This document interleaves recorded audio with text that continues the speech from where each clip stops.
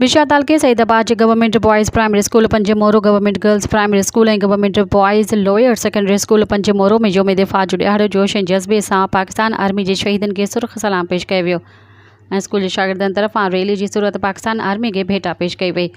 इन मौके ते स्कूल अंदर शानदार प्रोग्राम कोठाए वियो, जंहिंमें अब्दुल वहीद मेमण, अल्लाह बख्श मेमण, अब्दुल रज़ाक उमराणी, मोहम्मद सादिक मेमण, सोहेल करीम मेमण समेत स्कूल के शागिर्दनि शागिर्दियाणियुनि वॾे अंग में शिरकत रिथियल प्रोग्राम के खूबसूरत बणाए छॾियो। इन मौके ते स्कूल के उस्तादनि ऐं शागिर्दनि चयो त 6 सेप्टेम्बर योम दिफ़ा जो ॾियारो जोश जज़्बे सां मल्हाए रहिया आहियूं।